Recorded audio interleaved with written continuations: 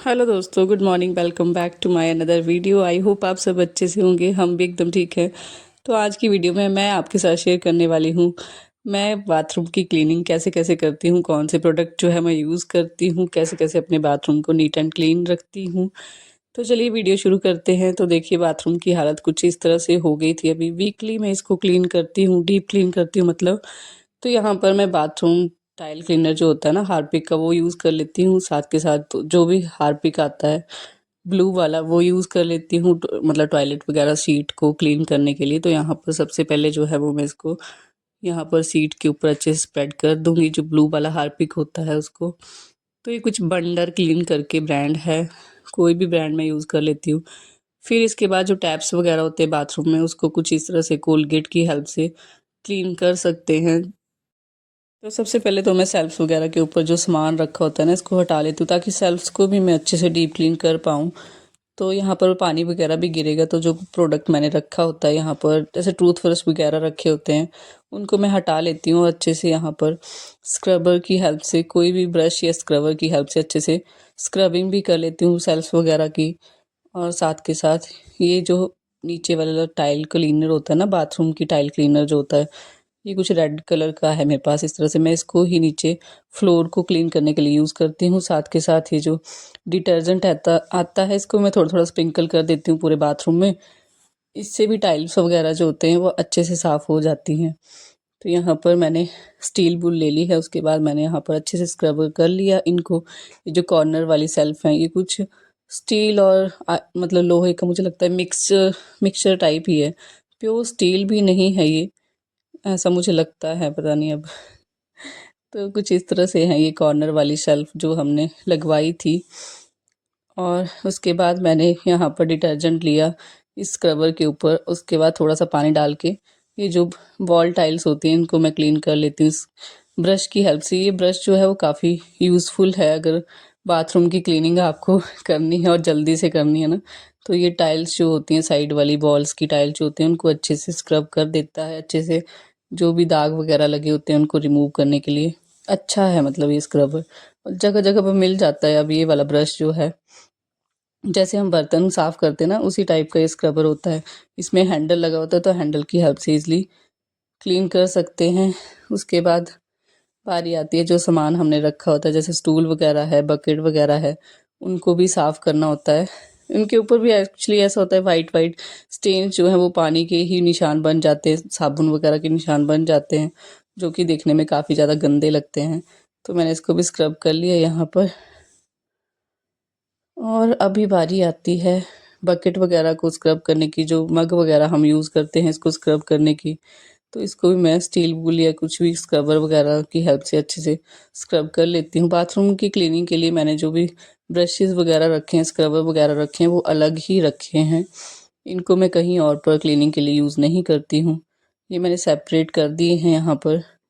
तो क्लीनिंग के टूल्स जो हैं वो आपके पास होना बहुत ज़्यादा ज़रूरी है। अगर आपको क्लीन करना है कोई भी पार्ट, चाहे आप खुद से करते हो या मेड से करवाते हो, तो इस तरह से स्क्रबर वगैरह जो है वो रखने ज़रूरी हो जाते हैं। तो मैं यहाँ पर बकेट को भी अच्छे से स्क्रब कर लूँगी। डिटर्जेंट मैं यूज़ कर लेती हूँ क्लीनिंग वगैरह, जैसे बकेट वगैरह मुझे क्लीन करनी है उसके लिए। ऐसा नहीं है कि कोई स्पेशल शैम्पू या कुछ क्लीनर मैं यूज़ करती हूँ इनको क्लीन करने के लिए। साथ के साथ टैप्स वगैरह को भी मैं क्लीन कर लूँगी। यहाँ पर स्क्रब करना पड़ता है ना थोड़ा थोड़ा कॉर्नर्स वगैरह को। तो कुछ इस तरह से चलती है मेरी बाथरूम की क्लीनिंग। तो मैं वीकली प्रेफर करती हूँ एक बार मैं कर पाऊँ, कई बार 2 हफ्ते भी हो जाते हैं। तो कुछ इस तरह से कई बार बिज़ी शेड्यूल भी होता है, तो डीप क्लीन नहीं हो पाता है। पर अगर डार्क टाइल्स है ना, कुछ इस तरह से हमारी जो है वो ग्रे कलर की टाइल्स है, तो इतना ज़्यादा मुझे दिक्कत नहीं होती है। डेली के डेली वाइपर अगर साथ के साथ नहाने वाला बंदा जो है वो मार देना, तो इतना ज़्यादा गंदा भी नहीं होता है। और अंदर वाला बाथरूम जो है इसको क्लीन रखना बहुत ज़्यादा ज़रूरी भी होता है, नहीं तो स्मेल वगैरह आती रहे या कुछ भी है तो बहुत ही मतलब गंदी सी सिचुएशन हो जाती है। तो अच्छा फील नहीं होता है, चाहे जो भी है। तो बाथरूम को क्लीन करना भी एक पार्ट है। जैसे हम पूरे घर को साफ़ करते हैं, बाथरूम और टॉयलेट को भी साफ़ करना बहुत ज़्यादा ज़रूरी है उसी हिसाब से। तो यहाँ पर मैं अच्छे से जो ये फ्लश वाली पाइप आती है ना, इससे ही मैं यहाँ पर जो वॉल टाइल्स वगैरह हैं इनको स्प्रे की हेल्प से अच्छे से वॉश कर लेती हूँ। पानी की थोड़ी सी दिक्कत तो हो जाती है, हमारे यहाँ पानी की बहुत समस्या है, तो पानी हम कम कम यूज़ कर सकते हैं। तो कुछ इस तरह से मैं इसको अच्छे से पानी से मतलब सारी चीज़ें जो है वो वॉश कर लूँगी। बाकी स्टूल जो है कुछ अंदर वाली साइड से भी मुझे लग रहा था कि थोड़ा सा गंदा है, जैसे इसके ये जो इसके पावे होते हैं ना, पैर जो होते हैं इसके, तो इनको मैंने अंदर वाली साइड से भी थोड़ा थोड़ा स्क्रब कर लिया। अभी मैं इसको साइड में रखती जाऊंगी, साथ के साथ जो बकेट वगैरह मैंने स्क्रब की थी इनको भी मैंने साथ के साथ जो है वो वॉश आउट कर लिया साफ पानी से।